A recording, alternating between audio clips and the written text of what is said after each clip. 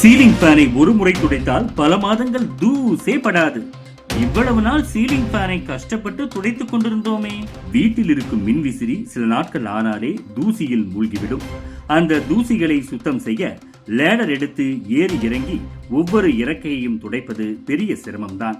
அடிக்கடி சுத்தம் செய்யாத நேரங்களில் தூசி அடைபட்டு காற்றோட்டம் குறையும். விசிறி வேகமாக சுழன்றாலும் காற்று சரியாக வீசாத நிலை ஏற்படும். இதனால் வீட்டில் பெண்களும் மூத்தவர்களும் தனியாக சிரமப்படும் நிலை வரும். ஆனால் ஒரு சின்ன யோசனை போதும், இந்த பிரச்சனைக்கு எளிதான தீர்வு கிடைத்துவிடும். முதலில் விசிறியை ஒரு முறை நன்றாக சுத்தம் செய்துவிட வேண்டும். பிறகு அதன் இறக்கைகளின் மீது பிளாஸ்டிக் கவர் அல்லது மெல்லிய பாதுகாப்பு சீட்டை கட்டிவிட்டால் தூசிகள் இனி அதில் ஒட்டாது. விசிறி சுழலும் போது காற்றோட்டம் வழக்கம் போலவே வரும். ஆனால் தூசிகள் மட்டும் அந்த கவரில் படாமல் நேராக தரையில் விழுந்துவிடும். இதனால் அடிக்கடி லேடர் எடுத்து சென்று சுத்தம் செய்ய வேண்டிய சிரமம் தவிர்க்கப்படும்.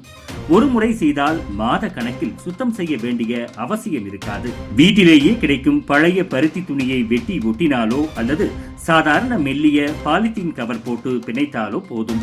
யாரும் எளிதாக செய்துவிடக்கூடிய யோசனைதான் இது.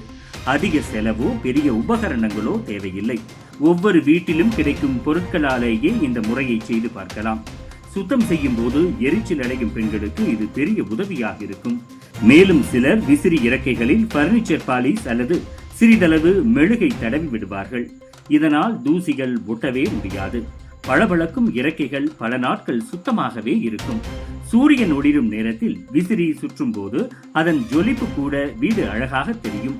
சாதாரணமாக சுத்தம் செய்ததை விட இந்த முறையால் அதிக பலன் கிடைக்கும். விசிறி எப்போதும் சுத்தமாக இருந்தால் காற்றோட்டமும் அதிகரிக்கும்.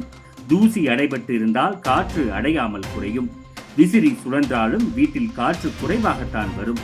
ஆனால் சுத்தமாக வைத்தால் ஒவ்வொரு மூலையும் குளிர்ச்சியாக இருக்கும். இதனால் மின்சார செலவும் குறையும். குறைந்த வேகத்திலேயே அதிக காற்றோட்டம் கிடைக்கும். அடிக்கடி லேடர் எடுத்து ஏறி இறங்கி சுத்தம் செய்ய வேண்டிய அவசியமில்லை என்பதால் நேரமும் உழைப்பும் மிச்சம் இருக்கும். வயது மூத்தவர்கள் தனியாக சுத்தம் செய்ய முடியாது என்பதால் இது அவர்களுக்கு உதவியாகும். பெண்களும் எளிதாக செய்யக்கூடிய யோசனை என்பதால் சிரமமே இல்லை. வீடு எப்போதும் சுத்தமாகவும் அழகாகவும் இருக்கும்.